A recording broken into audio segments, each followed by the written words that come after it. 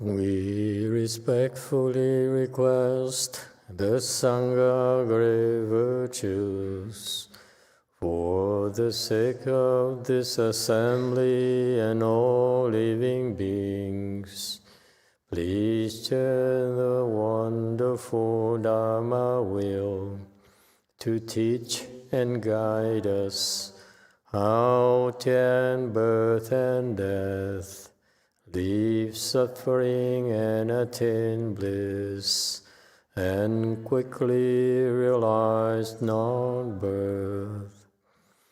Cung thính đại đức tận thịnh, vì thứ pháp hội cấp nhất thiết chúng sanh, tịnh duyên diệu pháp luân giao đạo ngã môn, như Há liêu sanh thoát tư ly khổ đạc lạc, tốc chứng vô sanh. Homage to the Blessed, Noble, and Perfectly Enlightened One. Nam mô Sananto Suchedo Ye Olahodi San Miao San Puto Xie.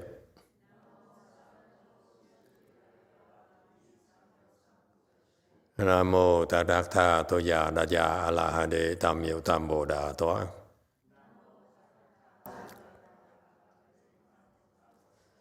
The unsurpassed, profound, subtle, and wonderful Dharma, 100,000 million aeons, is difficult to encounter. Now that I'm able to see and hear, I will receive it and maintain it. I vow to fathom the thus come one's true and actual principles.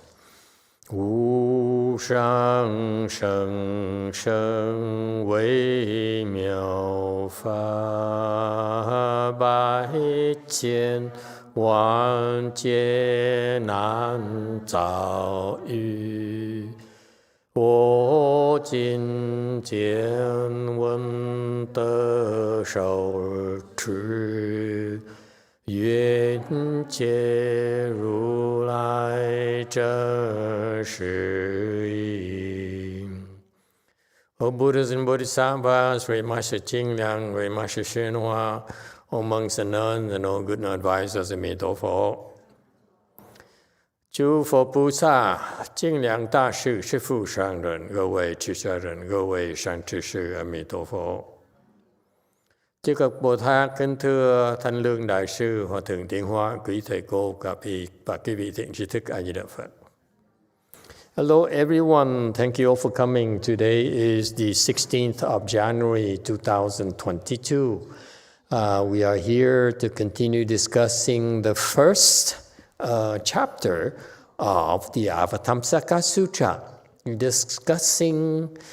continuing discussing the 6 Paramitas, the Dharma doors of the Bodhisattvas. All Bodhisattvas practice the 6 Paramitas and so forth. And therefore, it is important to know what they are, and in particular, memorize them, in particular, also in the order they are taught to us. There is a sequence of practice. You don't jump in, for example, and start practicing the 6th paramita or the 4th. You always start with the 1st, and then the 2nd, and then the 3rd, and the 4th, and the 5th, and the 6th, and so forth. Okay? So it's important because these sequences are paving the way for you to accomplish the Bodhisattva practices. So the last time we got to number 1, as a reminder, number 1 is giving. Very important for you to understand that in Mahayana, you want to practice Mahayana, it's always in the spirit of giving and giving and giving. Give and give more. And number two is, what is number two? You forgot already? It's a trick question. Of course, I memorized it. I think. Come on, let's not embarrass your master now. What's number two? Precepts. Very good. See, Koreans understand. You practice giving, and then you practice precepts. Precepts are rules of morality. Okay? You need to be a moral person. Be clear about right and wrong. Okay? There's no compromise. If you want to practice the Bodhisattva path, you should always be clear what's right and what's wrong. Right is when you follow the precepts. And how do you know what precepts are? Master YongHua is very interesting. He doesn't teach precepts that much. Because so instead, he taught us the expedience where we stay with this narrow lane of practice. Then if you stay there, you're keeping precepts. So instead of being bogged down by details about precepts, marks, and so forth, and engage in intellectual discussions and disagreements and debates, he says, walk down that way, go that way. Do not veer off the edges. That's precepts. Okay? Precepts are the boundaries of where it's safe for you, where you can prosper, if you will. You stir away from the safe zone, then you're exposing yourself to unpleasant surprises, unpleasant results. Okay? And so that's what precepts are. The third paramita is patience. Okay? Patience. Patience and patience and patience. You have to be more and more patient. Patient with what? Patient with what you don't like. Patient by enduring what cannot be endured. Okay, so the clue there, the way the Chinese taught us, is that if you don't like it,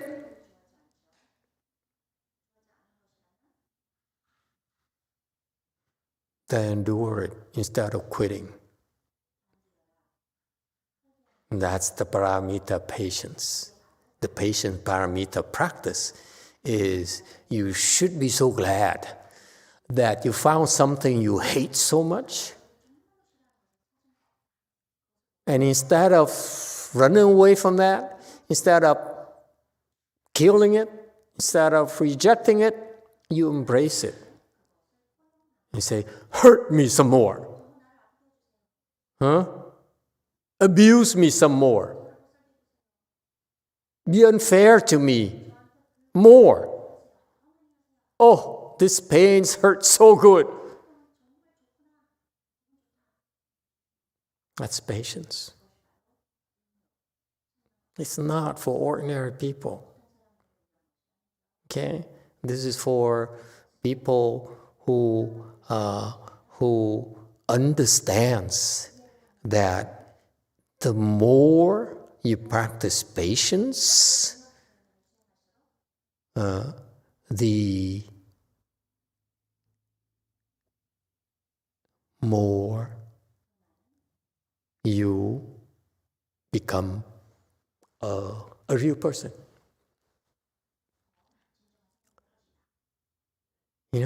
And so the beautiful thing about this patient paramita is that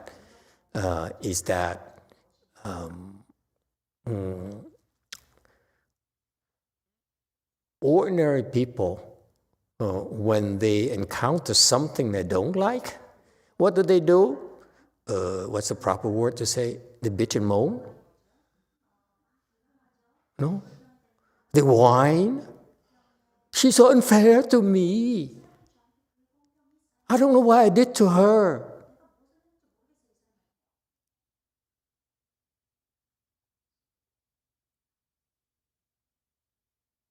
Especially when I'm so down already, she still stomps on me. That's the time you want to stomp on people when they're down. It's more fun.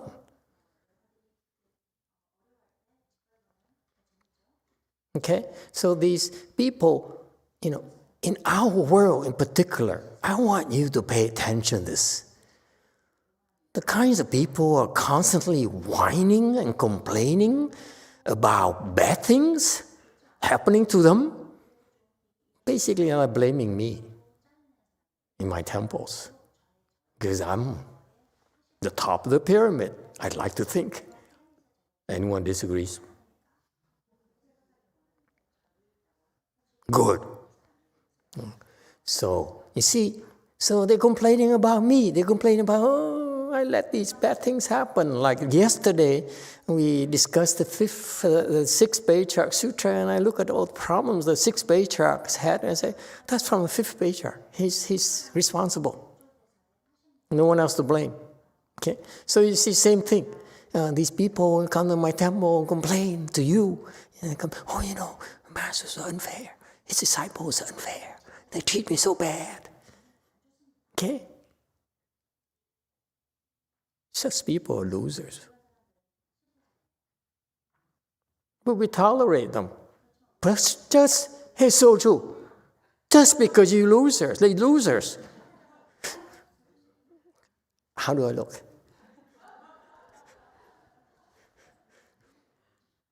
Thank you. How about that one? Hey, that one good?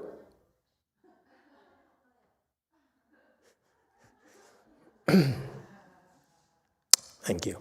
Got distracted. Just because they're losers doesn't mean that we reject them.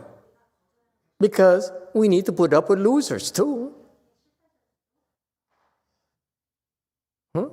All right.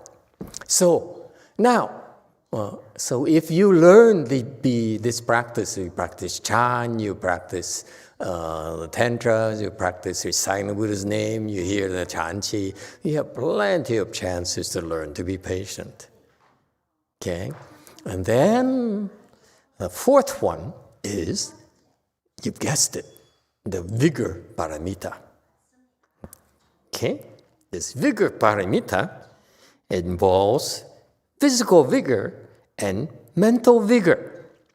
Physical vigor is what the Korean Sunims are doing. They work so hard. I mean, these people, the Koreans, they work so hard, okay? They're like workhorses of our temples. But they don't have mental vigor, okay? You need both.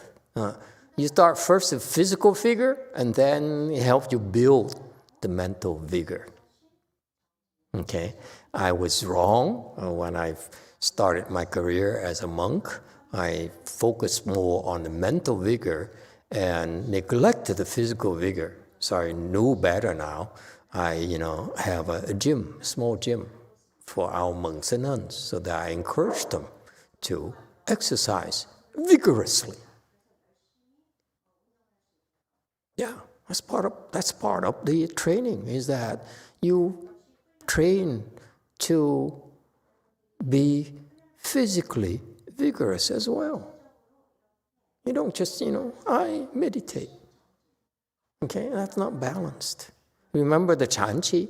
We sit all day and then we walk all day as well. There's a balance between proper proportions between mental vigor and physical vigor.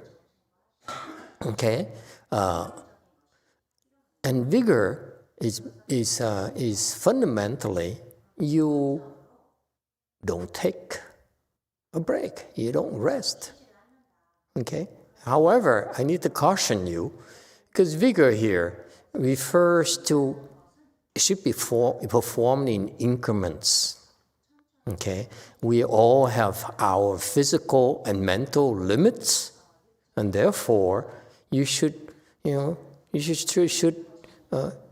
it incrementally. Do not be crazy, at the level of Master Hsuan or those professional Chan people who can go to extremes themselves. That's not wise.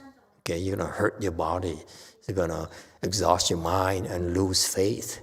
Okay, and not only for yourself, but also for the people around you as well. Okay, so you're relentless. You don't give up. You don't rest.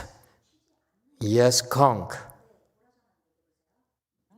Master, this reminds of me that a lot of Korean cultivator I met here, when we mention about the full lotus posture, people often say, "Oh, I know somebody who vigorously practiced full lotus and they ruined the health," something like that, because they went to extreme. So, like when they met this type of people, like you just mentioned, it seems like it's difficult for them to start because they already lost the faith. So I think it's a very common problem in Korea because people in Korea are very hardcore. I don't get it. Did you get what she said? Why did they lose faith? Because they're vigorous?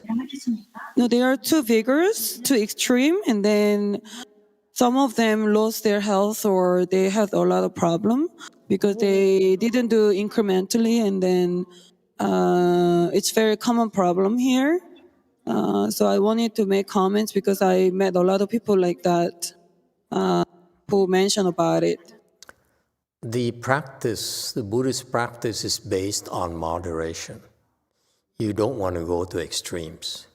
The people who do extremes are not normal people. They're like bodhisattvas or arhats and so forth. So they do those things because they are at a level where that's how they practice vigor. But since we're not enlightened yet, we need to have moderation. Okay? The rule of the thumb is moderation, moderation, moderation. You don't want to push yourself. You want to condition yourself. Just like a long distance runner. You don't want to run a marathon 28 miles every day. You wreck your body. Okay? You prepare for a 28-mile marathon by running 5 miles a day. My friends do that. Every day they run 5 miles. Okay? And then instead of drinking beer, after they give up beer as well. That's vigorous as well. I said, why? Anyway, so we off topic again. I'm digressing again. I'm sorry. Good old days. Anyway, practicing vigor. What's the point of running 5 miles and not go for? I'm sorry. I mean, does it make sense? Where were we again? Okay. So we have to learn to moderate ourselves. Okay, moderation to me is increments. Do it by increments.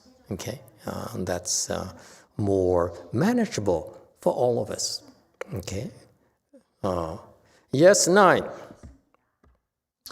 Gold Forest Daniel asks, Master, would you be against me getting the 6 Paramitas tattooed on my forearm? I would like it on my forearm so I can constantly see them.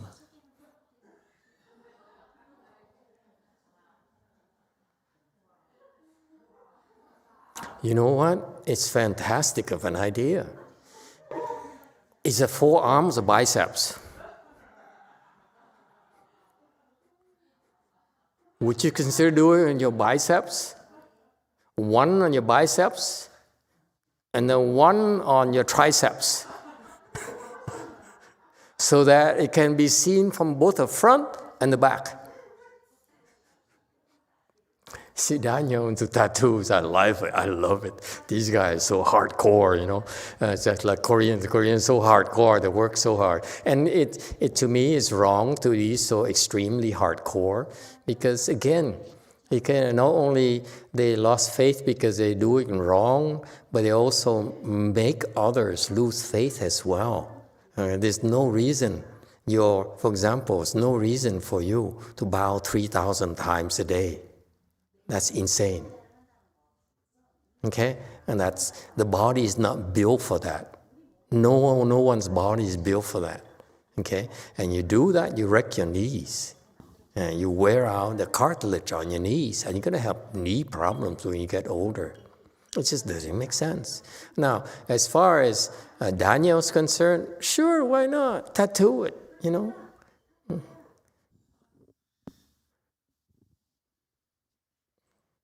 I would love it, you tattoo it on your forehead so that everyone can see it.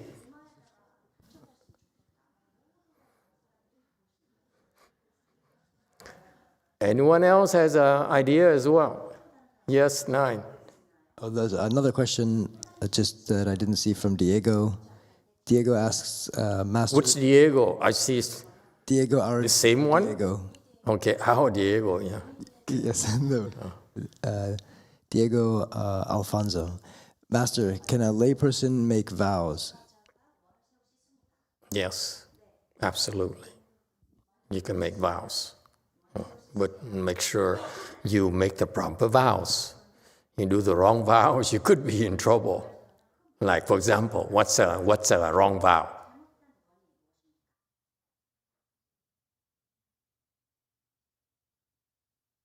See?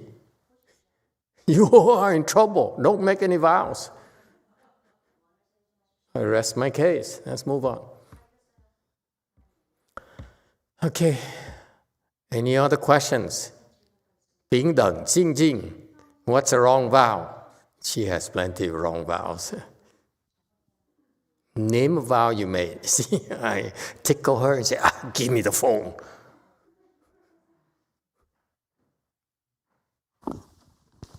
Does it have to be my vow? No. I remember quoting Venerable Heng Lai said when Master Chunha asked them to make vows, Venerable Heng Lai made a vow to only eat raw vegetable, and he blended into juices. And then Master Chunha said yes, but then after a while he couldn't stand it anymore. He went to Master Chunha again, and Master Chunha said, I didn't ask you to make such a vow.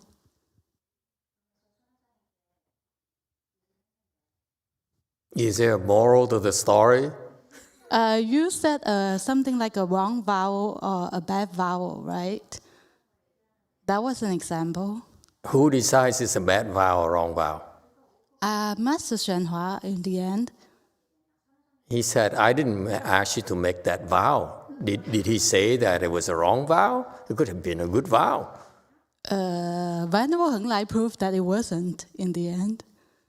I see.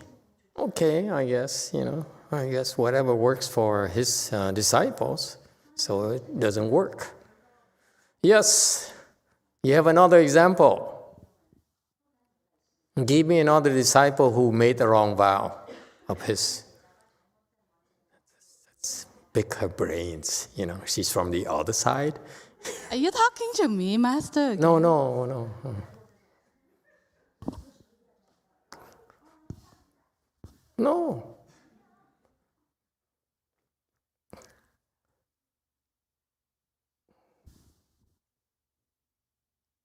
Are you going to say it or not? Are you talking to me? No. Was I? Okay, 9. God. I am very confused.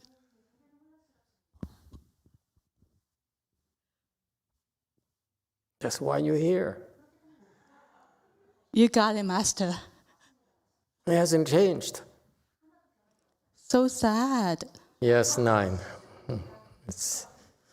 Thank you, Master. Two comments.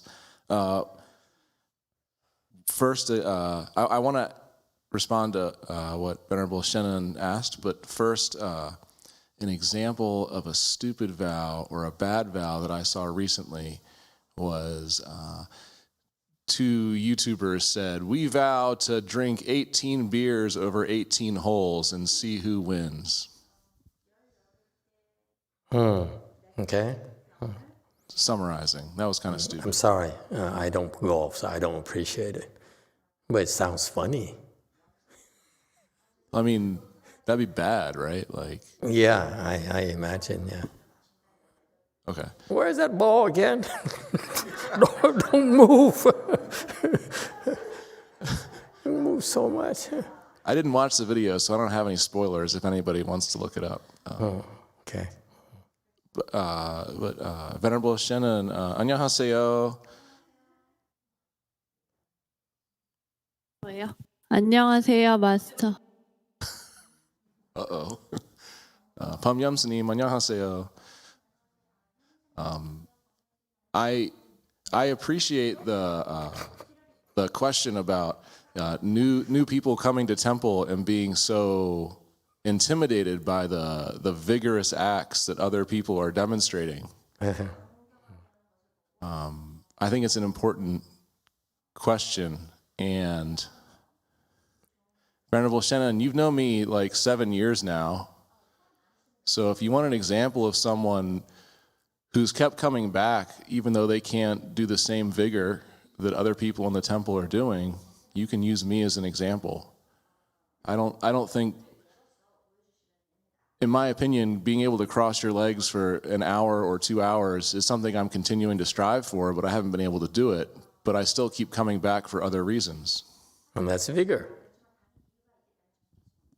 The vigor is you're relentless. You keep on coming. You keep on coming. You don't just give up. Okay? All right. Kong. 안녕하세요, 마스터. 안녕하세요. 법문 때 마스터께서 아픈 사람을 도와주는 게 제가 감당해야 할 부분이 있다고 하셨었는데, 제가 필라테스라는 운동을 다른 사람한테 가르쳐주는 일을 하면 제 건강이 그 사람을 가르쳐줌으로 인해서 제 건강이 나빠지는 건지 궁금합니다.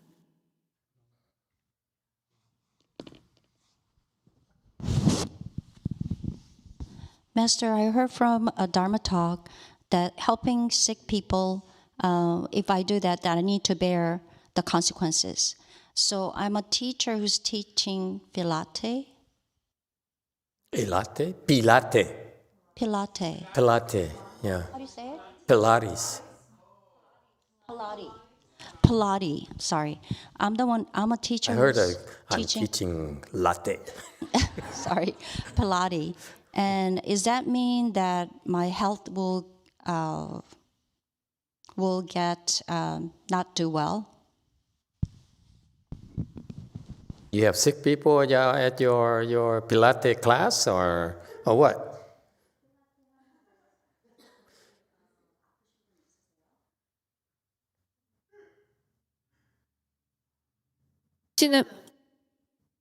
아파서 운동을 하시는 분들도 있고 건강해지기 위해서 취미로 운동을 하시는 분들도 있습니다. There are people who's not healthy, they're sick, and there are other people who wants to be healthy. Okay, very good. It's a good question. By the way, when we talk about these things, if it bothers you and you're not unclear to you, please feel free to ask me. So, yes, the premise is that there is, in Buddhism, there are two sides to everything. Okay? Number one is that when people, let's say they teach Pilates or yoga or Tai Chi and Qigong and so forth, and so they help people get better, get healthier. So it's a good thing. Okay? So that's a good side. The good side is that you are doing good for society. All right? And in Buddhism, you also need to look at the flip side. The other side of the coin is that when you do good, there is some bad that comes with it. It's never good. Good doesn't exist by itself alone. It has to be accompanied by bad stuff. Okay? That's the nature of life as we know it. So you're doing good for others, and of course there's some bad as well. And part of the bad is that you're going to have to pay the consequences of helping people get well. Okay? And that's part of it. That's part of the thing. And I do not want you to be overly concerned and say, if that's the case, then I give up. I'm not going to do any good the rest of my life. Because when I do good, I help people, then I will get hurt. That's part of life. You should not be afraid. You should live your life when it's the right thing to do. Then the Buddhist teaching I talked about is that you're gonna, you have some consequences, so that you're aware of the consequences, so that you can be prepared for the consequences. Not meant for you to be discouraged and become fearful. Okay? So that's all. So yes, you will pay some consequences, but on the other hand, you also are doing good for society. You're doing something important with your life. And that makes it worthwhile. Okay? In particular, in Buddhism, if you practice the Bodhisattva path, you're a Buddhist, and we see sick people, it is your duty to help them. You cannot ignore them. You see, so fundamentally in Buddhism, we encourage people to meddle. At the same time, we tell them when you meddle, there's some prizes, some consequences that you need to be prepared for, and you need to learn how to deal with those consequences or mitigate those consequences. That's all. All right? And if you're worried about, you have specific concerns about some problems, you should talk to the people there at the temple about the specific issues and how to mitigate them. All right? So please do not live your life scared of doing good, and because you're afraid of the negative consequences. All right? Yeah. All right, very good. Q&A. Or still a follow-up question? Emitofuo, thank you, Master. Regarding the vows, I was thinking that most of the married couple make the vow that they think they're so right because of ignorance. We vow to love each other till eternity, and we got ourselves hooked in the cycle of reincarnation and suffering in this life, and we can't get out. Wait a minute. As a man, I resent that. Don't you love your husband? I do, but to a different degree.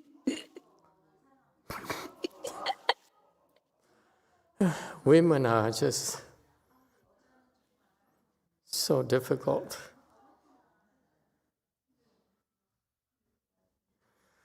I happen to disagree. Help me out. Daniel, buddy. 5. I think that it is forever. So it's eternity. That when you make that vow at the altar, I don't know if Buddhist has something like that, but in the Catholic religion, when you marry someone, it's for eternity. That means that you will be... Eternity? Yes. So you have to choose very carefully, because you're going to be with that person not for this life, but for eternity. Let's hear from another real Christian or Buddhist or a Catholic. Give it to the woman, the real Catholic, ex-Catholic. Ex-Catholic. Yeah. Sometimes I say I'm a Catholic Buddhist, but some people get offended when I say that. But I remember when I took my vows. I prefer you Buddhist Catholic. I like it too. So anyhow, I remember being on the altar in a Catholic church and vowing that I would love my husband till death do us part. Okay. That's not eternity. No. So where does eternity come from? This guy, I don't know what kind of Catholicism he follows. He's always off by, a few thousand zeros. Yeah.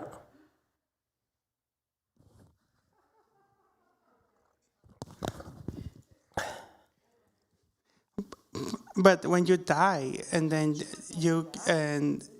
everyone has to die eventually, that means they're going to be with your husband and wife in heaven for eternity. Come again? Use your microphone because they want to hear your response. 4. When you're dead, you're off the hook.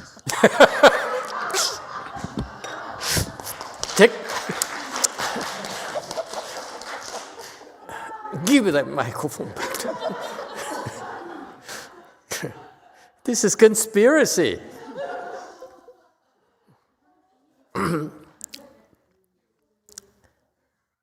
Anyone else? Yes, too.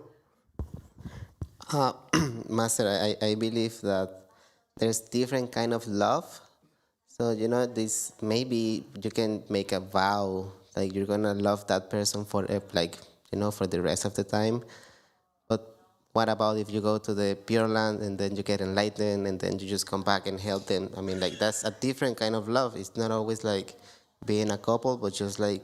It's love too. Yeah, helping the other person just... Love has many aspects. There is physical love, there's mental love, and there's eternal love.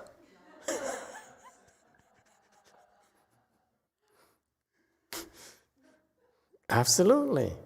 Yeah. So I have no problems. This San Jose lady is clearly confused. That she refuses to love her husband forever. No. She should love her husband forever, but she should become enlightened first, as Diego says it, and then come back and love her husband as an enlightened person forever.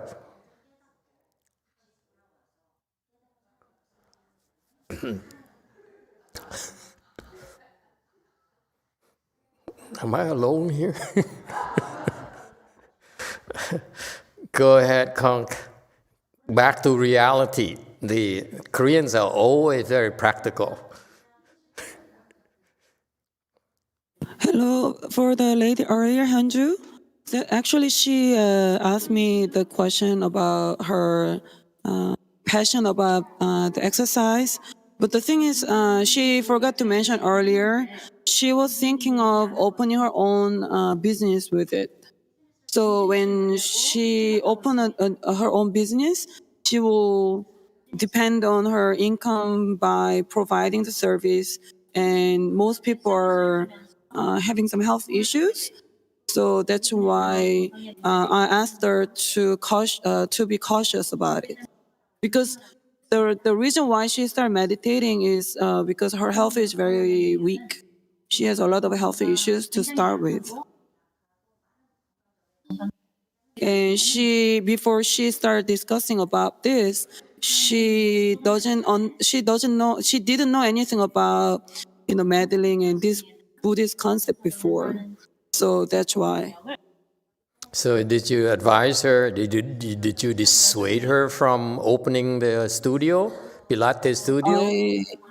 I told she didn't know anything about the meddling and the consequences. So I explained to her, and then that's why, she asked you. Again, the answer is, if you know there's a problem, you can compensate. You can learn how to cope with the problems. Okay, so that you should not be afraid. If you feel, you believe in what you're doing is important to you, then you should go for it. But be prepared and learn how to build your skills to handle the consequences. That's all. You should not. I happen to believe that if you have passion for something, go for it. Do not be afraid. You should not live your life being afraid, being scared. It's the right thing to do. Go for it. Okay? In particular, love your husband forever. Don't be afraid of it.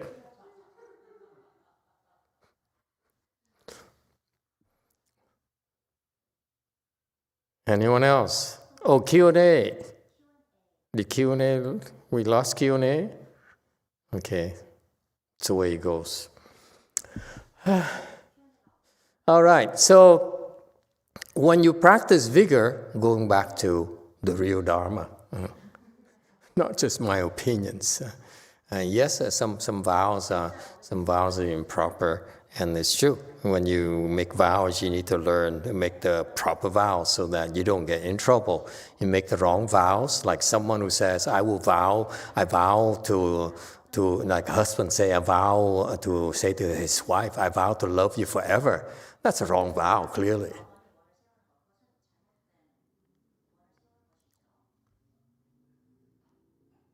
Yes, 8. Master, the vows only say, for as long as I live, I shall love you. Not like they love forever. You're not very romantic, are you? God, no wonder. When we say forever, we never mean it.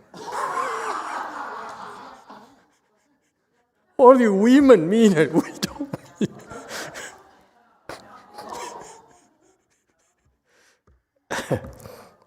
Even Paul Hyun has to giggle. He said, oh my God.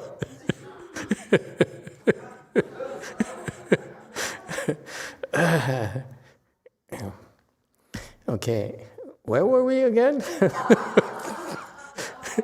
You keep distracting me forever. Yeah, okay. Anyway, let's go back to vigor where we can, it's a little bit safer. So when you practice vigor, it's for what purpose? Let's be very clear about this. People say, I bow, I recite, I do those things, I do those impossible feats.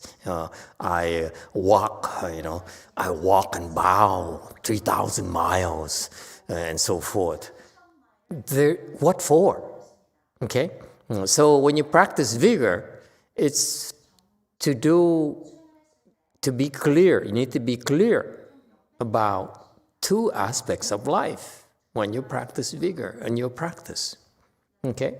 The practices, when you practice vigorously, when you practice vigor, is to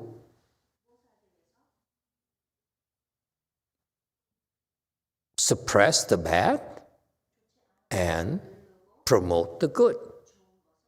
Because if you practice vigorously to promote the bad, then it's not called vigor.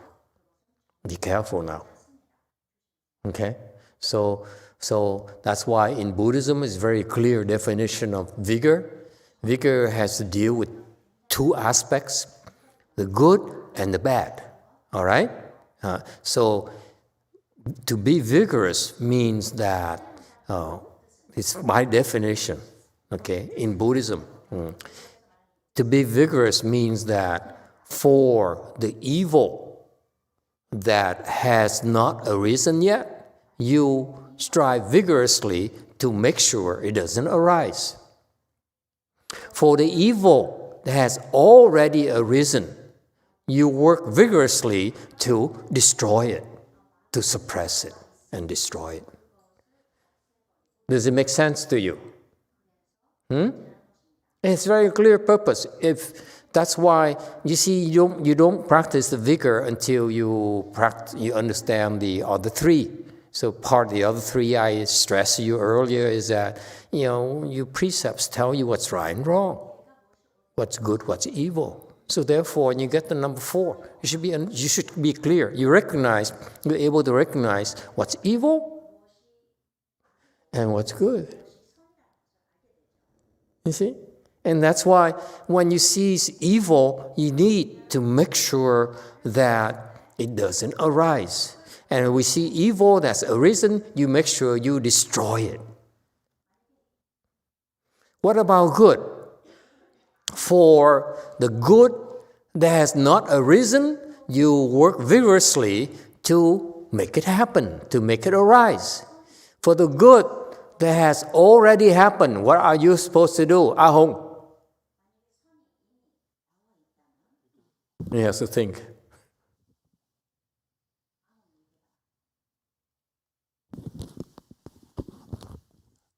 We keep doing it.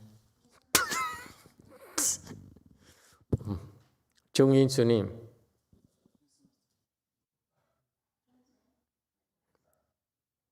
So, Answer. You call me. Pass him a note. Tell him what we're talking about. Give me the answer.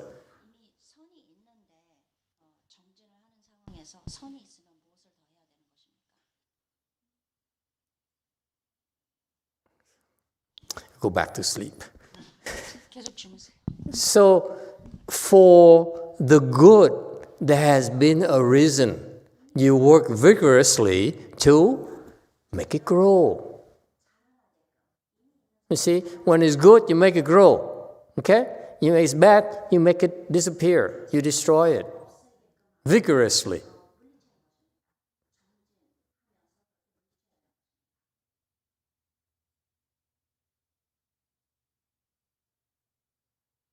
Yes, 9. Thank you, Master. How do you make the good grow? How do you make the good grow?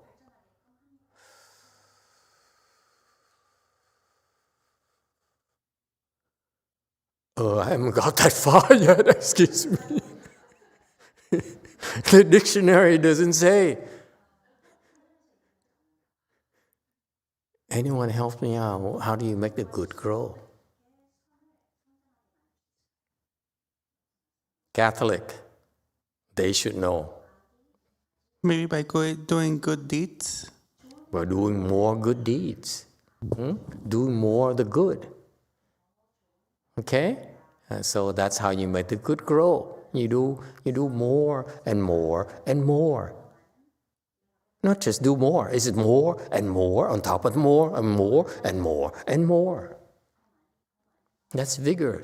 You're never satisfied. You want more and more and more of the good stuff. All right?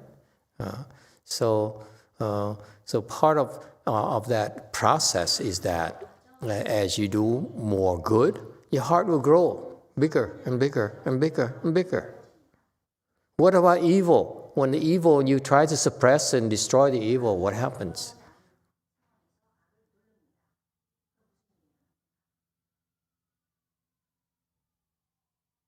You don't do evil things. You don't do bad things. Okay? That's how you purify yourself.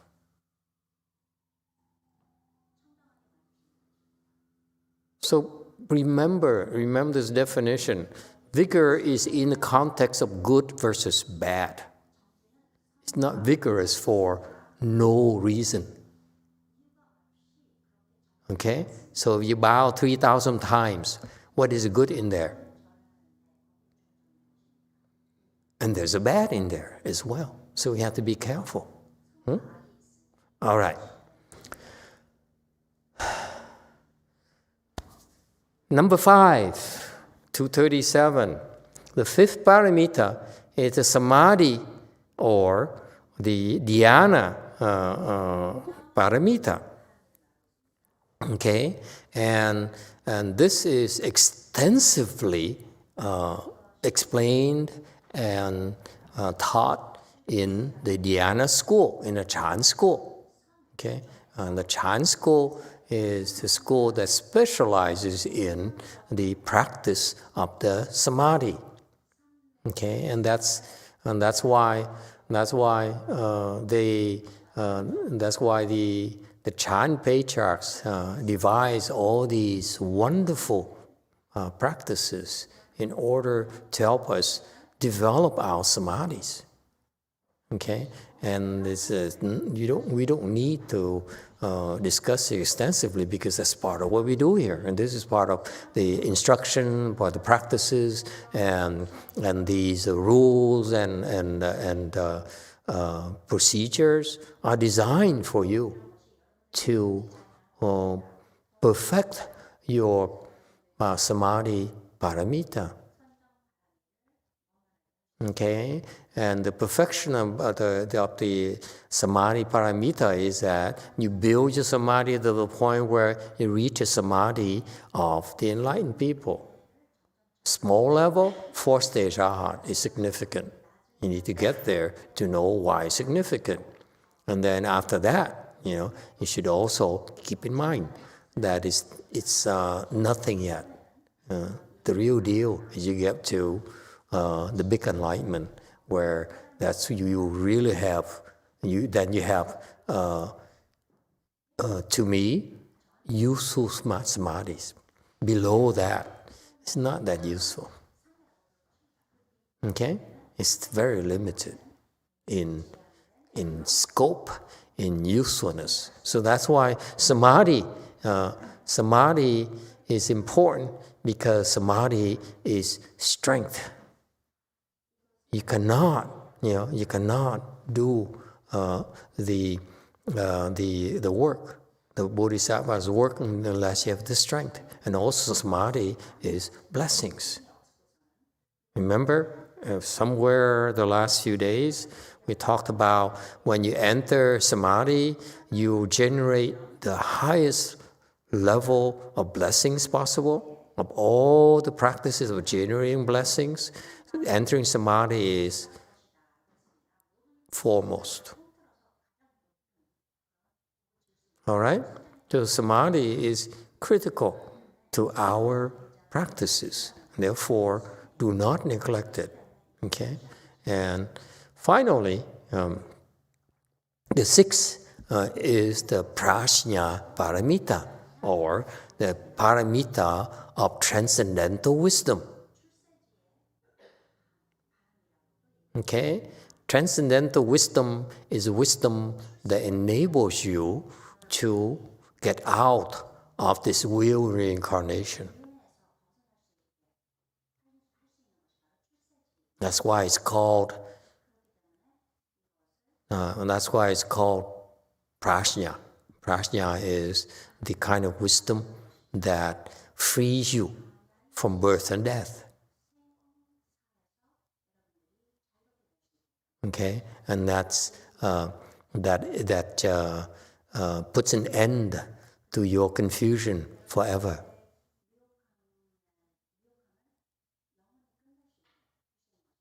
All right. So, what is Prajna wisdom here? The Prajna wisdom has three components, three aspects of Prajna wisdom: literary wisdom, literary Prajna, contemplative Prajna, and real mark Prajna. Okay. Now we go into the jargon, and please memorize them. Don't try to interpret them. This is very precise teaching from the Buddha. You don't need to reinvent the wheel. And other people who are non-Buddhists use these terms. They don't quite understand what they mean. Okay, so that's why they try to interpret them based on their worldly experience. No, this is a transcendental. This is a ultimate wisdom from the Buddhas. You don't want to mess with it. So far, so good. So this Prajna has a first part. Okay, the first part is important. It's called literary. Literary Prajna. What is literary Prajna? Literary Prajna is what you get from the scriptures. The Buddha spent a lot of time speaking sutras, and explaining Vinaya and so forth. And that's part of the literary prajna. And that's the kind of knowledge that you will understand when you open your Prajna Wisdom. So this is herein lies the characteristics of Buddhist training, Buddhist wisdom. How do you open your Prajna Wisdom? By learning literary Prajna first. Okay? Do not be misguided by the secret school, Tibetan schools, or Chan school, Pure Land schools. That I don't care. I recite Buddha's name. I don't care. I meditate. I only meditate. I don't care. I only bow. I don't care. I don't care. I only recite mantras. No. All those practices are designed to build your Samadhi power so that you can unfold your Prajna Wisdom.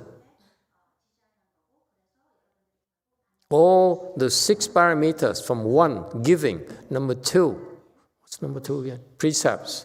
Number 3, patience. Number 4, vigor. Number 5, Samadhi, is all to ultimately help you open your inherent wisdom called Prajna Wisdom. You possess it already. And all these processes are designed for you to unveil it. At that moment, the moment you open your Prajna Wisdom, it's like, this is described to me by some. They say it's like when you, at that moment where you unfold your Prajna Wisdom, it's like you tear apart, okay, a curtain, and then you see light. The light of? Oh, I can't tell you.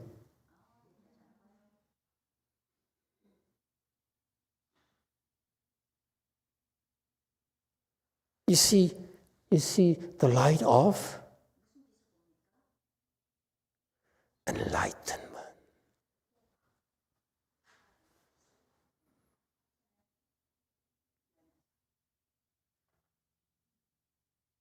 Now you're curious, aren't you? It's cool. Enlightenment has a light.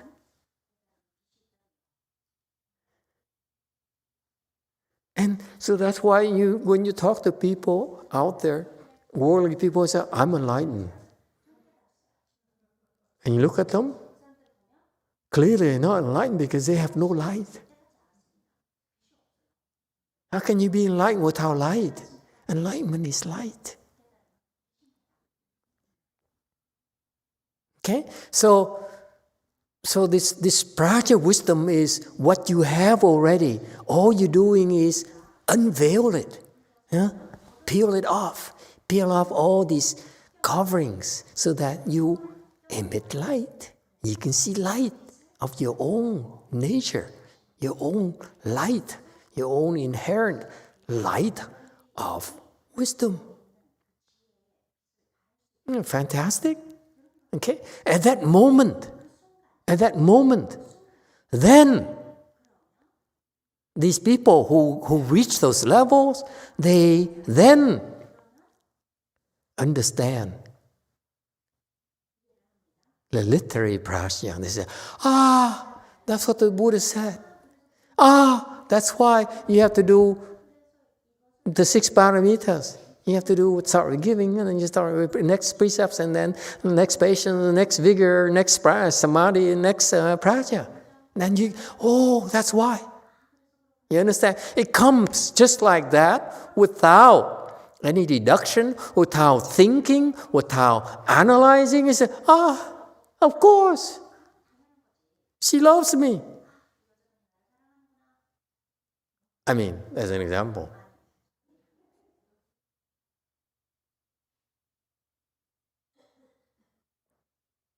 Okay? It is. So that's why in Buddhism, in order for you to unfold your Prajna Wisdom, The way we do it for you it has been a proven recipe, a proven success, a proven system for all our disciples. Since beginningless time, we've been doing it. We've been training them this way. And some claim that their religion is a lot older than Buddhism. Excuse me? They say, Buddhism is 3,000 years. My religion is 5,000 years. My religion is 10,000 years. Excuse me? Buddhism has been around since beginningless time.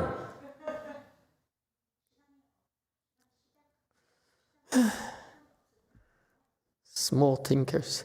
Okay, so literary practice, that's why part of our training to you, we teach you sutras, we teach you about, the jargons here, the vocabulary, that's part of your literary prajna. So don't confuse them. Don't interpret them based on worldly perspectives, because they only confuse you. Okay? Relearn the language. There's no differently than you go into engineering, you learn engineering terms. Okay? You go to the legal system, you learn legalese. And when you learn Buddhism, you learn Buddhist. Okay? All right. So in Buddhism, this is why monks and nuns pay attention. When you want to be a teacher, you have to teach people about literary prajna, meaning you have to lecture sutras. You can't just say, I train you. Even if I teach you or train you about Pure Land or China, whatever, you still need to explain to them sutras, explain to them Buddhist principles. Okay? That's part of the Paramita prajna. It works both ways, both the students and the teachers. All right? So far, so good. So you first learn my literary prajna because that is the knowledge or understanding that you will verify when you become enlightened. You say, of course. Is it clear? This is very important. Okay? So the second reason why we need to learn Prashnya Paramita is that when a teacher teaches you things that go against these Buddhist prajna, literary prajna, run. Not a good teacher. Don't waste time. Don't get infected. Speaking of infections, I talked to a doctor. You know what he told me, kind of interesting. I want to share with you. Is it okay with the COVID thing nowadays? Would you like to hear? It's not about a literary thing, but yeah.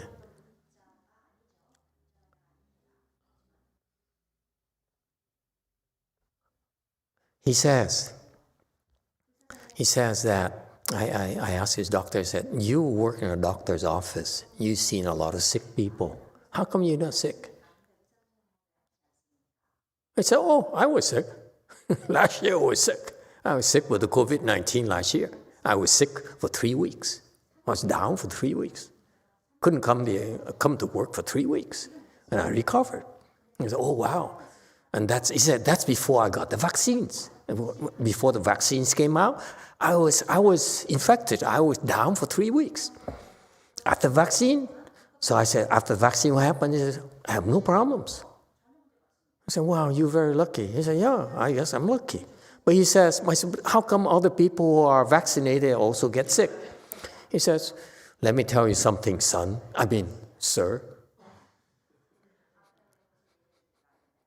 He says, the COVID virus, it has to go to your throat and go down to your lungs. Okay? As it enter. Okay?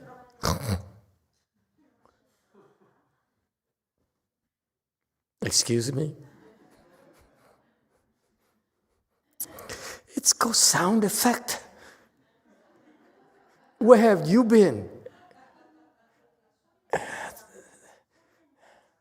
That's why you guys go see movies, to keep up with the sound effects, technology. Anyway, so by the time you inhale the virus and get to your throat, okay, because the virus wants to get to your throat.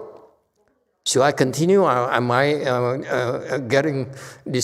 distracting you from prajna, literary prajna? This has nothing to do with literary prajna, okay? But he says, when it gets,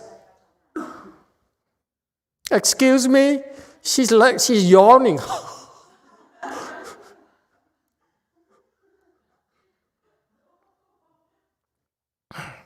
Right in front of me. I don't feel like talking anymore.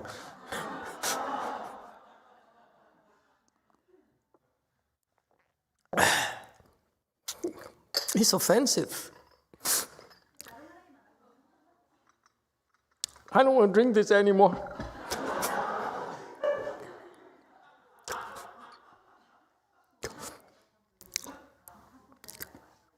Apologize.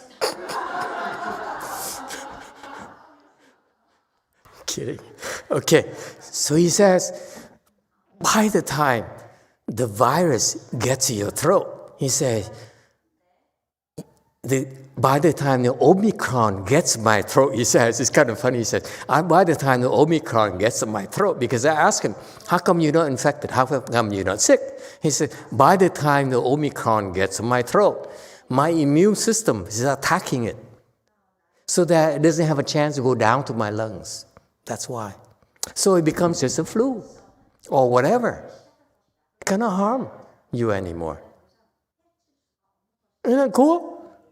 So I thought I'd share it with you, but guess what? So selfish. I'm sharing with you Prajna, and I felt so important that I need to share with you the Omicron thing, and she yawns. Oh, yeah. Okay. Well, was it worth the interruption?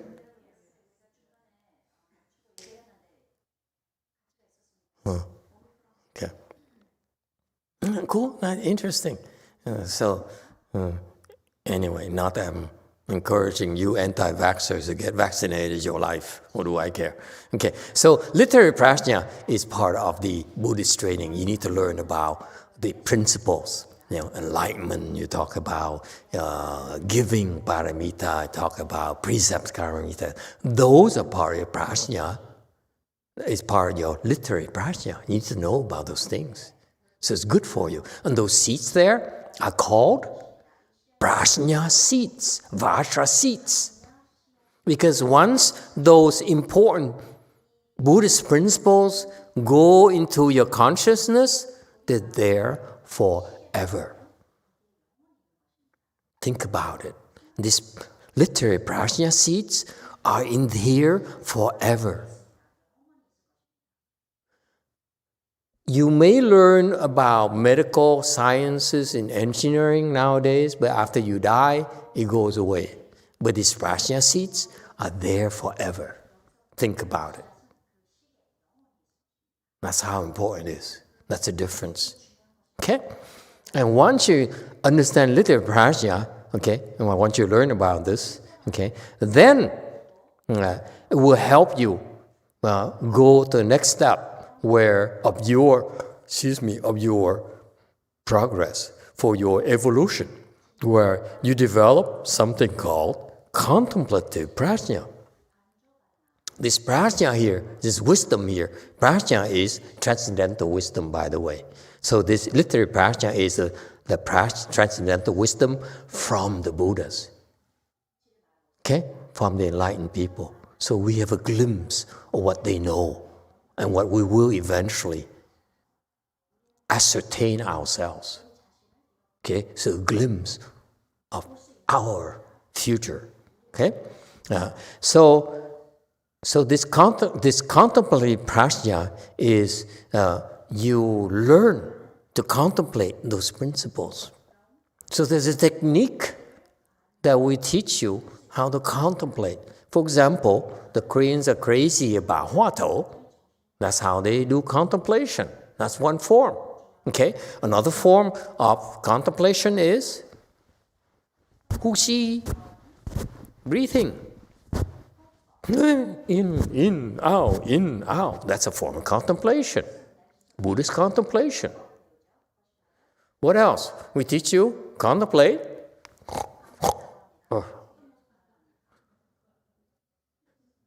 Your navel. That's contemplation. When you do those things, those Buddhist practices, you will develop and open your contemplative prajna. Okay? The prajna, this transcendental wisdom that comes from contemplation. So don't think that Buddhist meditation, you cross your legs for 48 hours, 33 hours, 3 months, 9 years. No. The meditation there is to help us connect with this prajna. So what happened, you're learning about this literary prajna, which is like Buddha's wisdom. So at various levels of samadhis, you begin to connect with those teachings. You say, that's why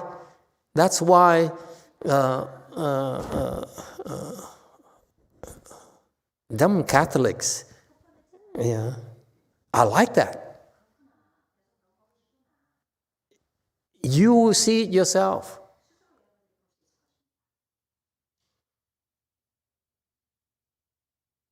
Okay?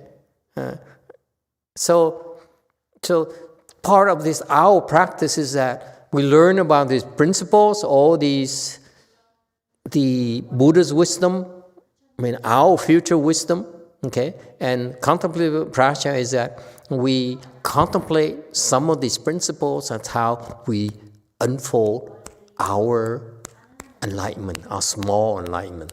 Contemplative prajna is also called small enlightenment. The enlightenment or the wisdom that comes from the proper contemplation technique. Meaning that specifically, we have some Koreans here today, okay? Even whether you recite the Buddha's name, okay, you can still use that as a part of contemplation and open your contemplative prajna.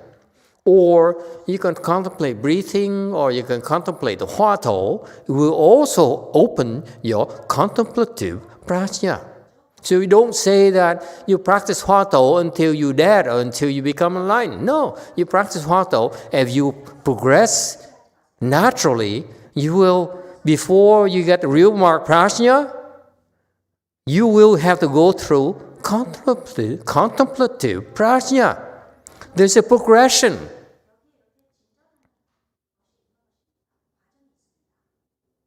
It's not meant for you to practice blindly. Say, I do Hwato until the day I die.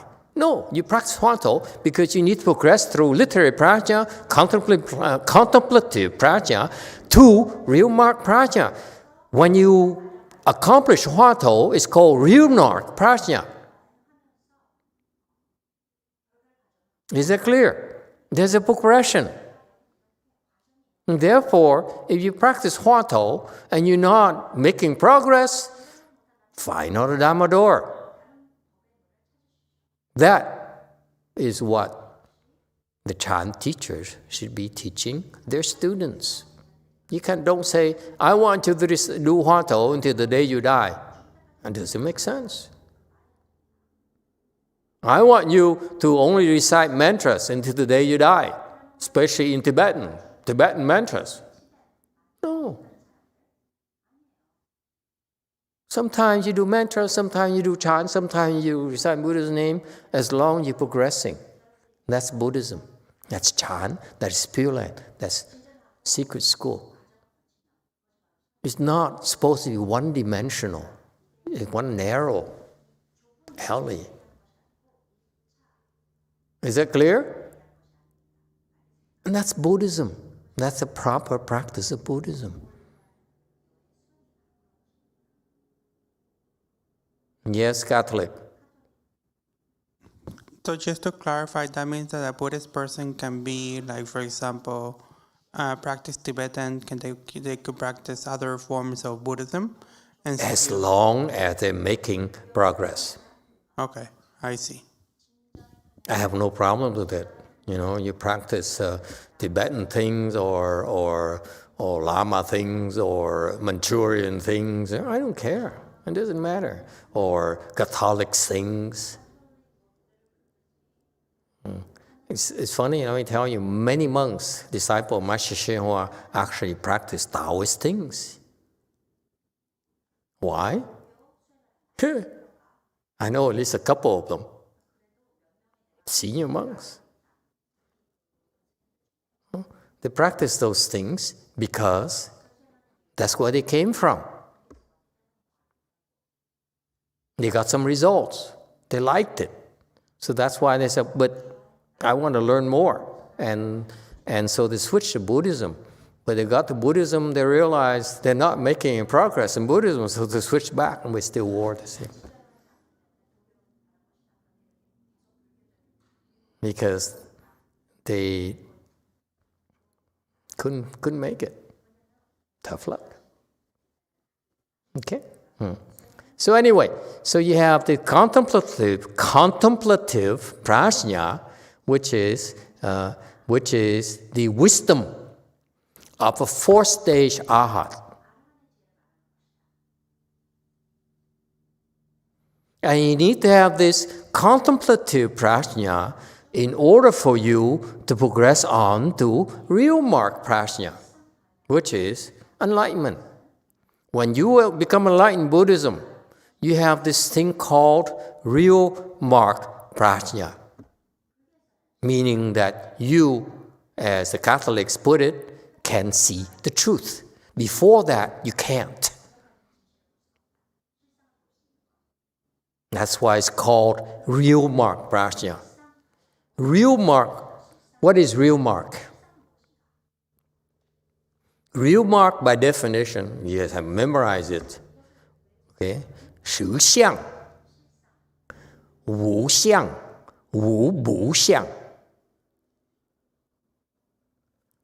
无不相, 实相是无相而无不相. Okay, so you have to learn Chinese. Why look at me like that? God, you guys are boring.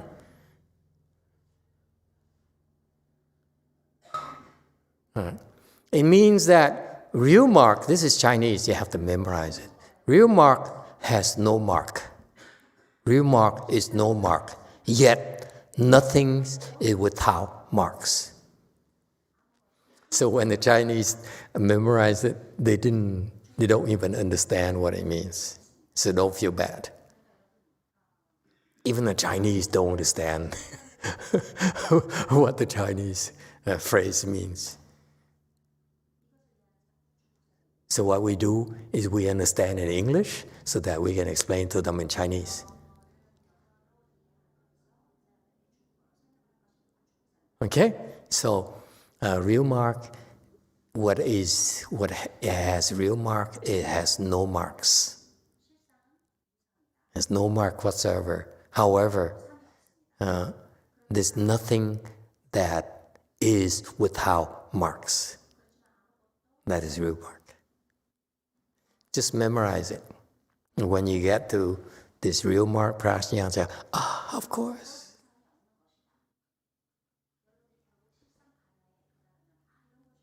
That's what the Buddha meant. That's what the literary prajna is. See, the phrase I just taught you, real mark is without marks, yet nothing is without marks. And that's called literary prajna. See, we close the circle.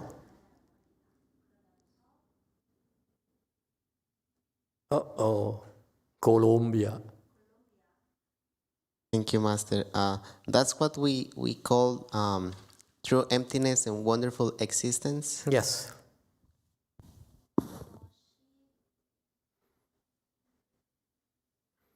That is when you understand true emptiness, because until then, the fourth stage I'd have no clue what true emptiness is.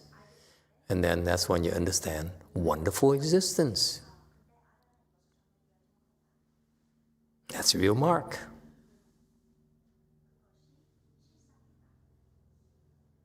Yes, 4.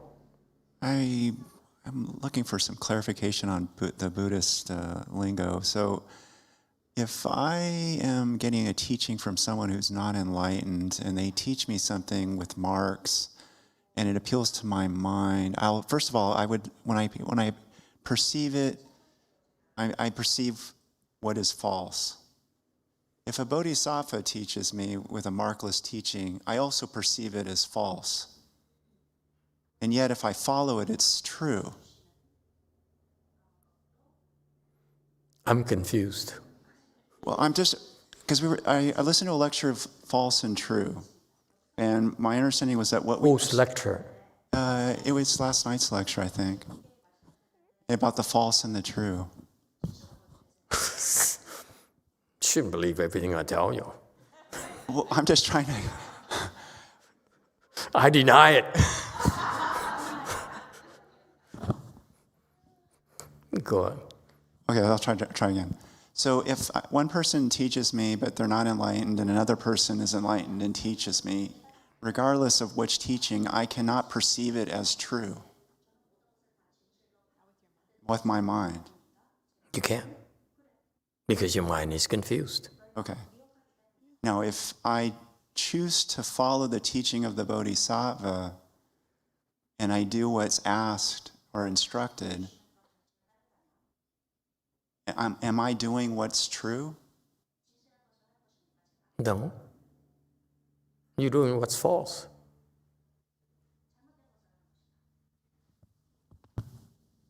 Which is a special kind of false, will bring you to the truth.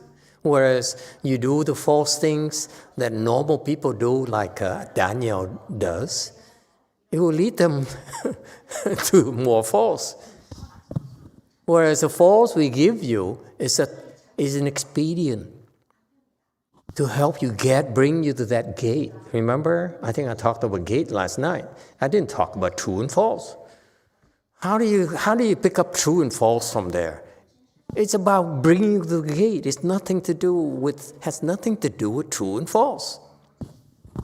Okay?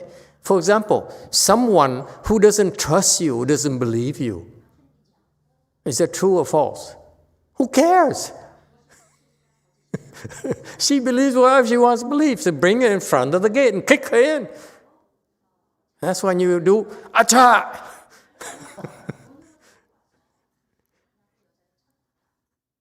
See, we have antidotes for everyone. Believers and non-believers alike. Yes, too. Thank you, Master. With that question, I remember once you said that as long as we're confused, everything that we thought is going to be a false thought. That's right. So it doesn't matter. Whatever you think is still false. Even, whatever you believe so true. Even you say, the Buddha says, I have the Buddha nature. I believe in it. That's false. Because your mind is false. When the Buddha said it, it's true for him. But it's not up to you to say it's true, because you cannot certify it. The Buddha says it because he knows. You say it because you're a parakeet. Okay? So it's different. It's two different things. It sounds the same, but it's not the same. Yes? Defend yourself. No, I'm not going to defend anything. But I have a second question. So if an enlightened person instructs me and I can't perceive it as true, regardless, though, there's some permanent seed planted, right? In my eighth consciousness? Let's hope so. What do you want from me? The truth?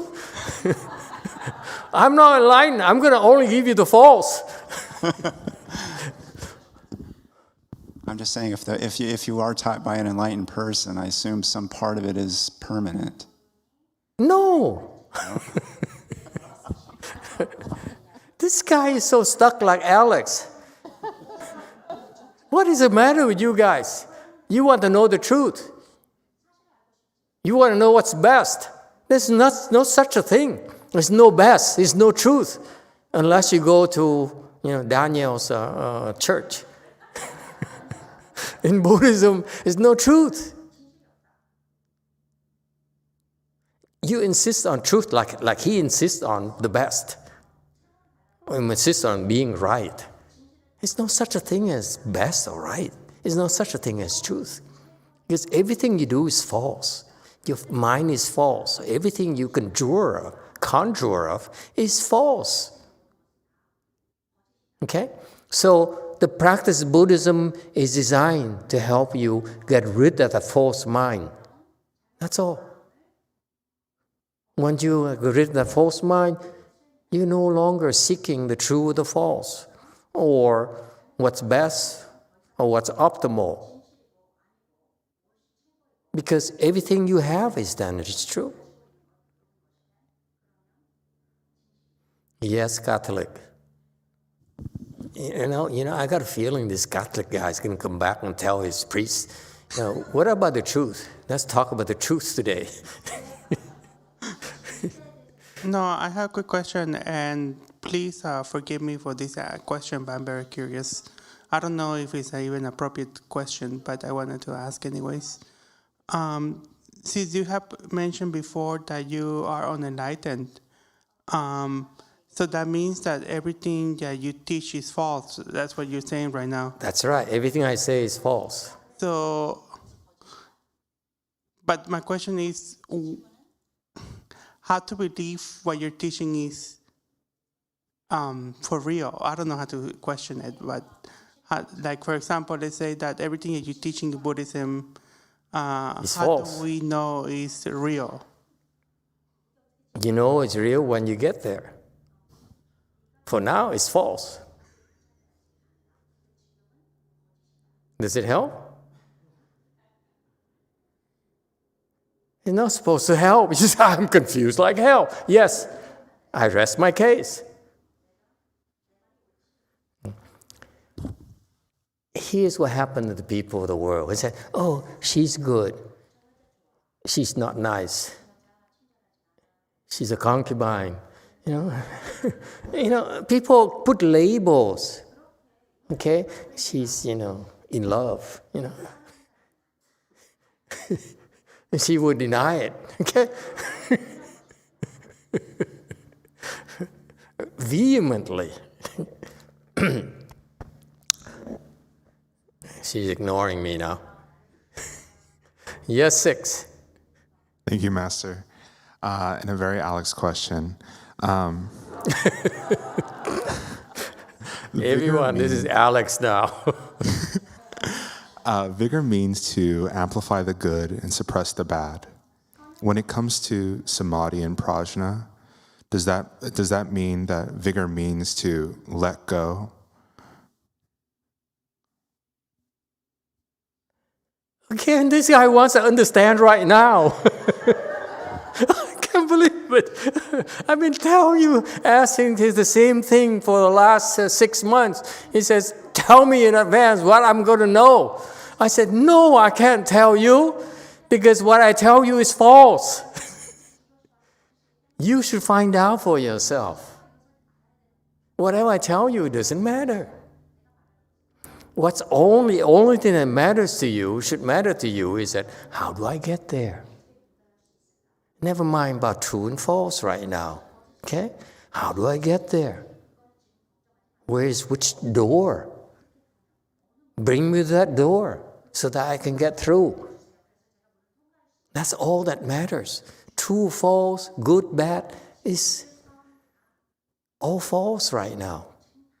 So whatever you believe to be true is still false. Even the truth is still false to you because your mind cannot tell the difference.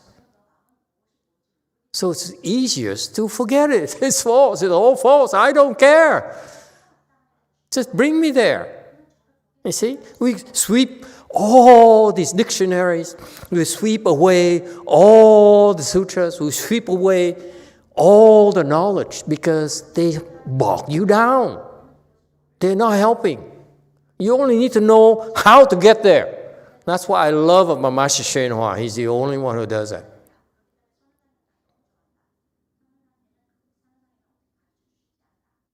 They talk.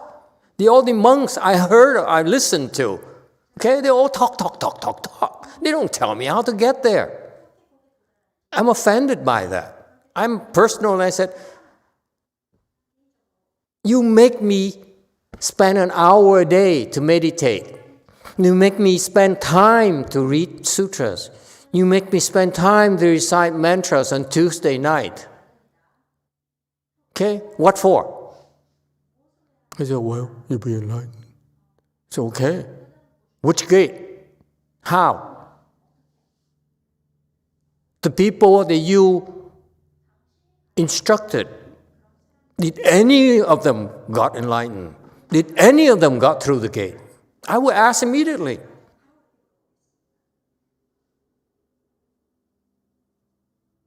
It's not about me, but it's about you.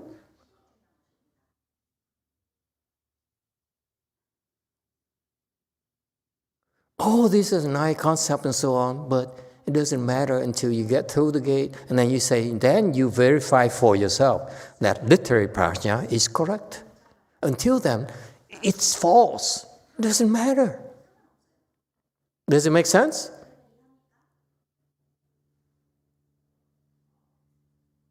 I get very emotional about this.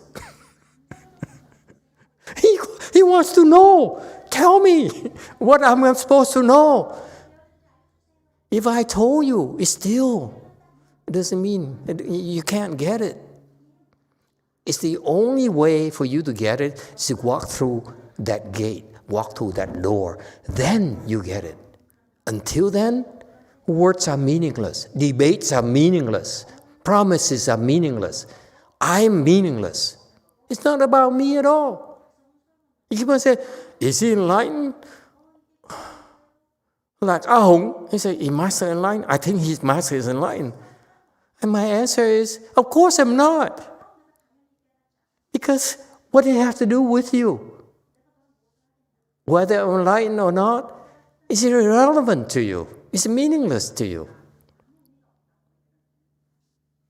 Right? It's still false to you.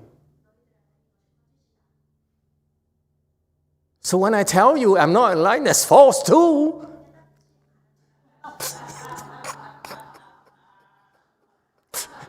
QED. I rest my case. Paul Hyun likes my Dharma talk.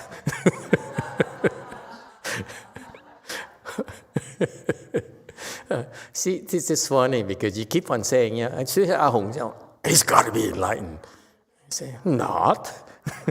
If I'm enlightened, why would I waste time on you? It doesn't make sense. So anyway, does it help? Okay? Yes, precious. 5. Thank you, Master. How can we suppress and destroy evil thoughts? How can you suppress and destroy evil thoughts? That's a good question. I haven't been there yet. What do you want from me? And that's what I hate about these types of questions. I just talk. Yeah. Help. Time for you to pay back. How you destroy evil thoughts. Okay? I don't know how, but I tell you how we do it. personally, in order to destroy evil, number one, recognize evil. So part of recognizing evil is literary prajna. Prajna says, this is good, this is evil. This is good, this is evil. You need to learn those things. Okay? And when you are able to recognize evil, okay, what evil are we recognizing? It's a very important distinction. What evil are we recognizing?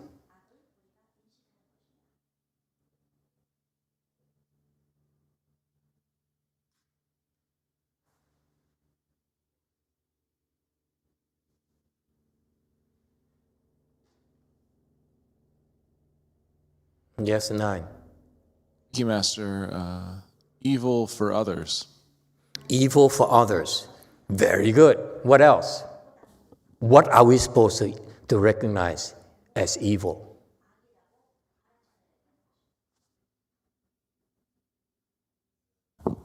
It's greed, anger, and stupidity. Greed, anger, stupidity. Very good. Excellent. Now we're getting somewhere. What's the best evil we could recognize, Alex? Meaning. Meaning? Meaning me? Meaning or thoughts. Meaning. Now he's destroying his own self. Okay, anyone else? Malcolm. Recognize the ego. Recognize the ego. Very good. Speak up, son. Son of God.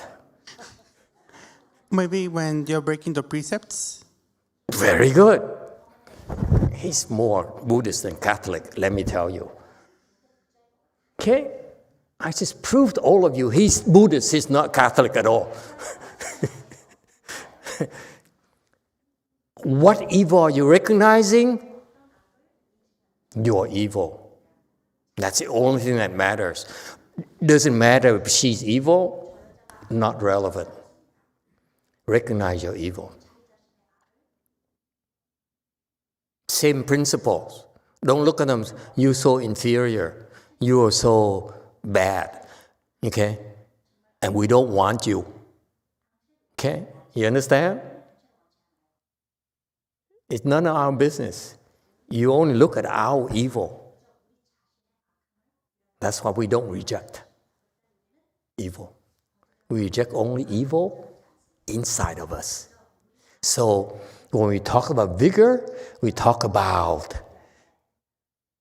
suppressing evil. It's about suppressing our evil, not hers. I mean,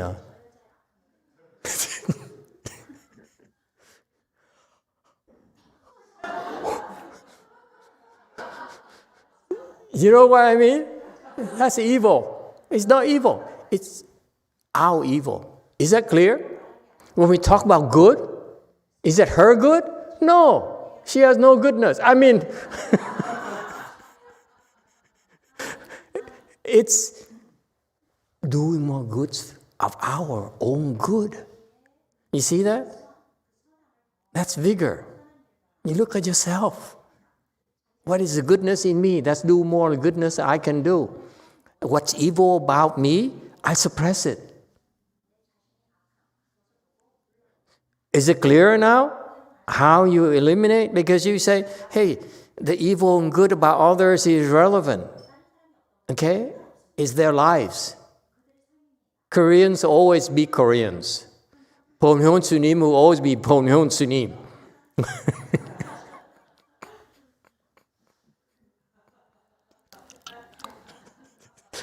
Okay?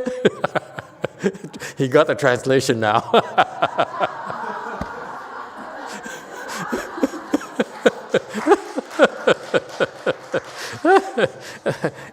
So it doesn't matter what they do. We only worry about ourselves. If you worry about yourself, that's how you get the contemplative prajna. You get here, you get rid of your evil. by looking at yourself. Don't look at others. Don't look at your husbands. Okay? Whatever he does, embrace it.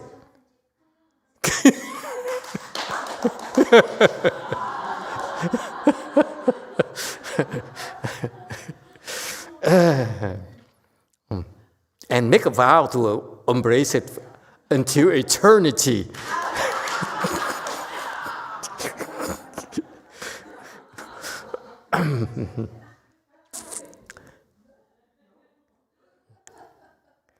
Okay, very good. Okay, anyone else? Yes. 9. Master, so you start off with literary Prajna Wisdom, and then does that mean you start off like not at day one with the basic terms, which make no sense to you, and then you go to contemplative, you put it into work, but then what is real mark Prajna? That makes sense once you get the hang of it and once you put it into practice. Okay, very good. Now there's a relationship between the three, right? Okay. Literary Prajna is the truth, the universal truth. This will true anywhere you go in this entire cosmos. It's true, okay? And it's timeless. It's true now, it's true in the future, it's true in the past. So it's unchanging. The truth is unchanging in time, in space. So far, so good. So this is the ultimate wisdom that you already have, by the way.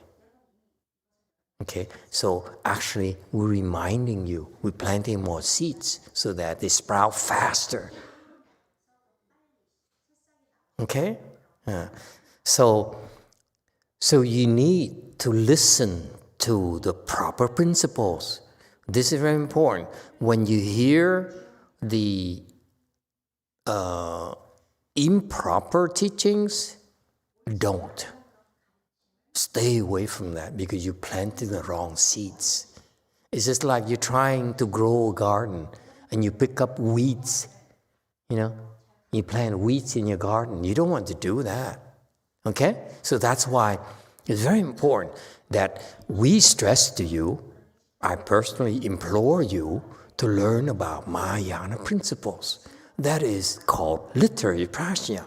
Anything less, anything that's not Prajna, is not Mahayana, don't bother, because it's like weeds.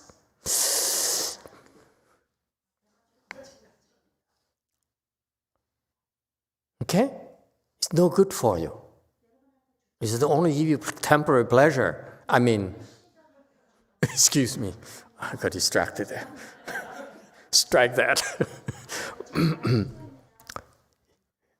Does he know what I'm talking about? How come Pohun Chunim was laughing?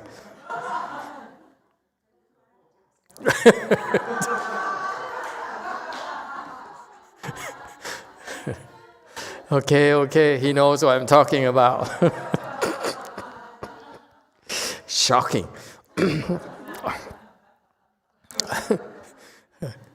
So it's important for you to learn the proper principle. Don't just pick up a book on anything and read the books like worldly people do. They read.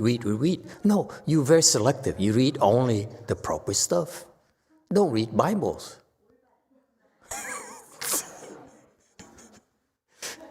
Just in case. Okay? And then the contemplative prajna here is, there's a catch here. If you practice this by yourself, you can get the contemplative prajna. You sit there, you meditate, you recite the Buddha's name by yourself, you recite mantra by yourself, you will get the contemplative prajna. You can. But I don't recommend it. It's a big difference here. You practice together like us. Okay? Why? Because it's faster. You find a proper place, it's much faster to practice in the Great Assembly Dharma. Why do you think we teach you Great Assembly techniques? Because it's much more beneficial for you than sitting there on your own and okay, it's too slow. Is that clear? It's wrong. Let me repeat. It's wrong to sit by yourself and meditate. It's wrong. You should spend more time doing it with others. It's very important. If you do more time practicing by yourself, you're going to be in trouble. Okay? So anyway, when you get to the contemplative prajna here by practicing with others, much faster, okay, much more balance, okay, so that in that process will bring you to real mark prajna. You practice by yourself, it's very unlikely will bring you prajna, to real mark prajna. Very important distinction. There's some exception, of course. I will not tell you about them because they will only confuse you. Okay, but so in terms of getting there, okay, like Malcolm is asking about, he wants to know, how do I get there? You see, it's a good question. He didn't quite phrase it that way. How do I get there? Okay, that's why I told you. You get there by following the people who got there already. Because this assembly here has people who got there already, let me assure you.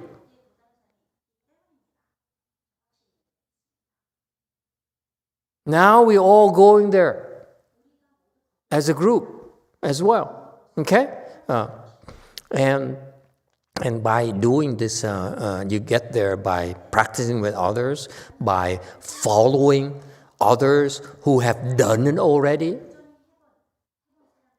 Okay? You don't know who've done it, but the track record, like Master YongHua, for example, this is why there's references. Master YongHua is an enlightened person, and was he enlightened? He has a track record of training enlightened people. That's a track record. That's proven. Okay? So the next guy had to prove himself as well. So that's why I talk, I'm very critical of fifth patriarch. You have to build a track record for yourself. Because that's how you have to prove to yourself that you can do it first. Am I making sense to you? It's not about you. You have to look at yourself and say, can I do it? If not, I'm wasting my time. I'm wasting your time. Okay? And when after contemplative prajna, then you will be taught how to do real mark prajna. So there's a guidance here. It's not. That's why I loved it when I listened to Master Sheo instructions. It's all about steps. Do this, do that, do this, do that. Don't do this, don't do that. Whereas the other guys, my generation, they talk about, they only talk about literary prajna. They don't talk about how do I develop my contemplative prajna, because it takes instructions. It's about which way do I go? Do I fast? Okay? When I fast, I have this problem. What do I do? Understand? If they're enlightened, I'm happy for them. But I want to be enlightened. That's my goal. So therefore, tell me how. Don't tell me about enlightenment. Tell me how I can be enlightened. And that is difficult because when we practice, you will have problems. You will have obstructions.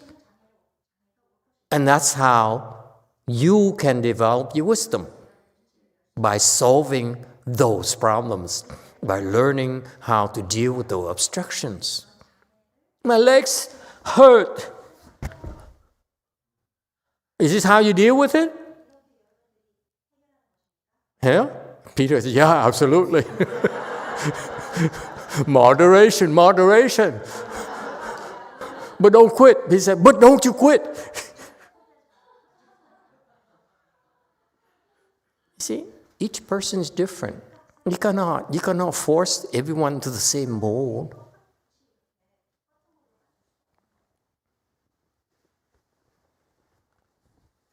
So not only what I love about Master Shenhua's instruction is that he has steps, okay? Instruction, specific instruction, what to do, okay? But it's not just step, not for one person, but multiple person. That's why track record matters. It's like a pianist. You know, what is your repertoire? Do you only do Chopin? Or can you do Liszt? Liszt is much harder than Chopin. You play piano, anyone? Don't smile at me like that. Liszt is like impossible. You playing with 10 toes and 10 fingers.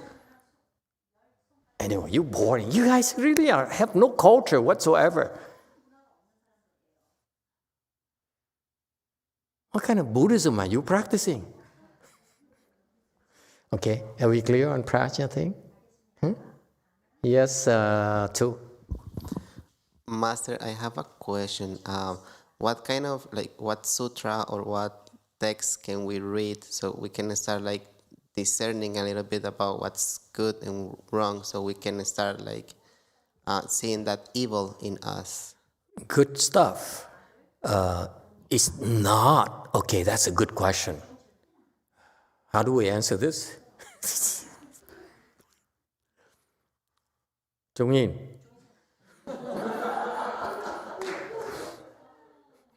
Yes, Master.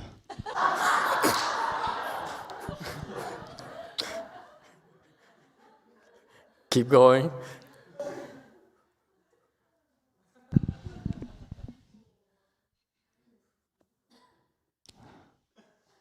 Following good advisor, good knowing advisor. Q&A. Emitofuo, Master. Thank you. My answer to that, I guess, is you ask yourself, would I do this? Would I hide it from anybody? If you have no fear of, you know that it's wrong. When you do something wrong, you will hide it from people. If you do something right, you will not hide it from people. So that's my way of looking at things. If I do something right or wrong, that's how I look at it. So loving your husband forever, is that right or wrong? I love him. Yes, I do. But I also listen to your advice that love him and then go to the Pure Land and come back and help him too. Oh, the best of both worlds. I love you, but not that much.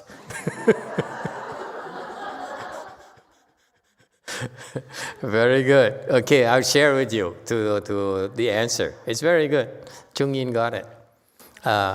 Good no advisor. Because this is so important. That one of the things, the early lessons I learned from Master Shenhua's disciples, I'm very grateful for. This Caucasian guy, Caucasian monk, he says he once taught me when I first became a novice. And he's the one I talked to because everyone else spoke Chinese and I couldn't speak Chinese. I didn't speak Chinese. So I get to spend time with him. So he taught me a lot of things that Master Shenhua taught him. So he says, one day he says, very early on, he says, someone asked Master Shenhua, okay, along this line here, what is Mahayana? Because I'm telling you, literary Prajna is Mahayana. Okay? So someone asked him, what is Mahayana then?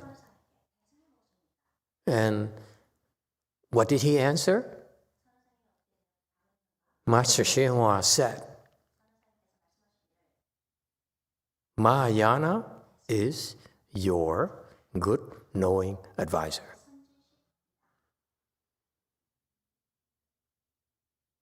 Catholicism is your priest. Okay? That's how you see the lenses, through the priest's lenses. Okay? But it's more than that. Here is that what he said is so brilliant. He says that if you want Mahayana and you decide that this is Mahayana and this is Hinayana, don't do that. Okay? Mahayana is the good no advisors. Therefore, you choose a proper good no advisor to learn. Don't just learn from me because I'm a monk, or someone else because he's a nun, or because he's a lama. Learn from someone who is a good, knowing advisor. That is literary prajna.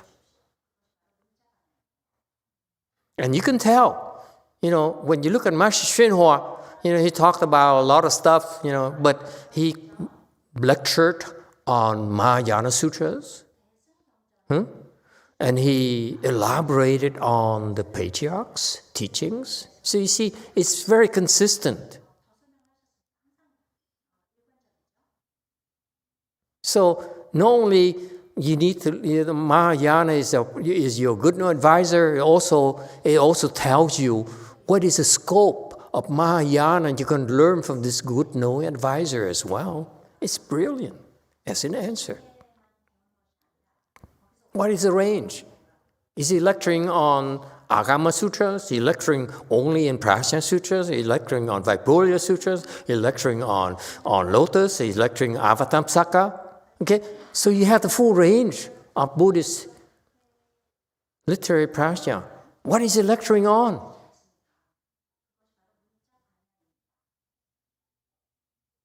You guys ask such tough questions. That's very good. Okay? And you understand. Okay? So as a good no advisor, it works both ways. You have to be sharp, be on your toes, and say, what is this person teaching? His track record is fine, track record. But also, what is the range? What is his repertoire? Again, okay? What is he teaching? Because you don't want to be too narrow. You don't want to do only, for example, Huatou, one Dharma door. That's not Chan. Right? Chan has Huatou, has breathing, has, I don't know what else. I'm too complicated. Okay? You understand? So you follow a person, but you also have to learn enough from that person until his repertoire runs out. Then in Buddhism, it's perfectly okay to move on to the next guy.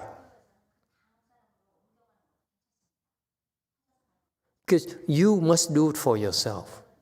Don't expect them to do it for you. Okay? So you learn this literary practice from this one good advisor until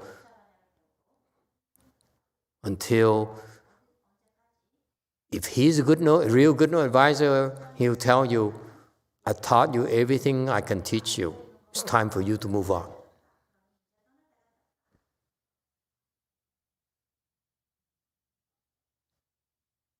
Does it help? You guys ask really excellent questions. Okay, next time we do 239. 9 question. Just a comment from Gold Forest Daniel. He just mentioned that reading sutras really helps him with my evil impulses, like serious anger toward others. I think the reason sutras help me is because they help me get a perspective that takes me outside my ego and limited mind. Yes, absolutely. Sutras are very powerful.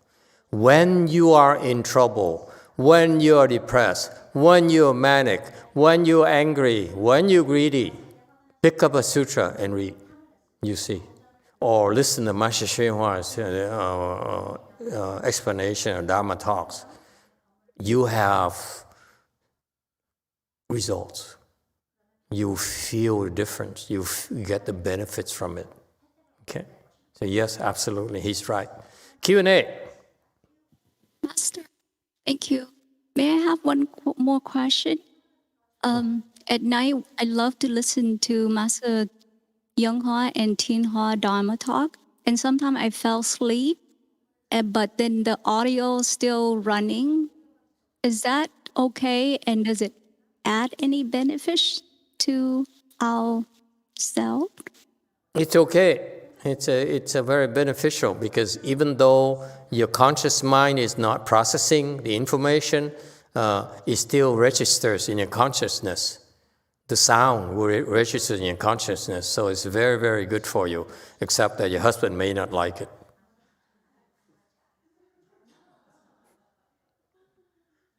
So that's a drawback. So use moderation. Sometimes listen to him, his recordings. What I did was I listened to it very soft, and then when my husband started to like it, then I increased the volume. And now I love listening to you. Yeah. No. May I suggest a Wei Yang thing? Yes, please. So you listen to it, okay? Whatever you want to listen to it. And then you wake up, you say, oh, honey. I did it all the time. Who am I to teach you? Oh, you have know all the tricks in the world already. Okay, you're a true Wei Yang disciple. Yes, 9. Michael has a question.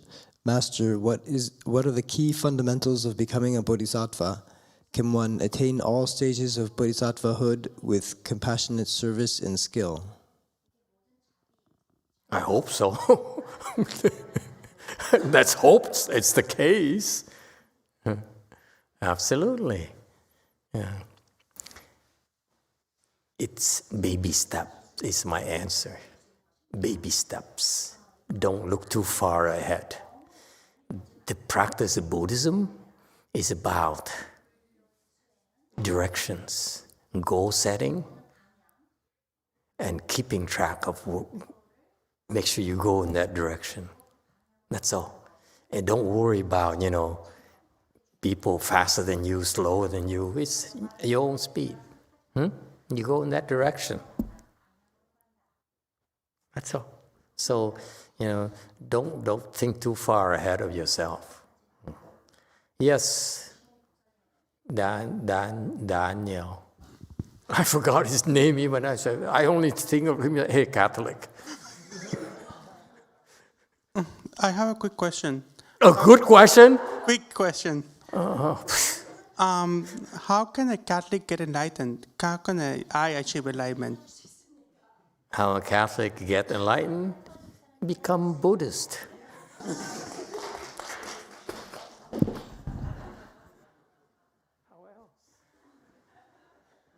Thank you, everyone. Good night.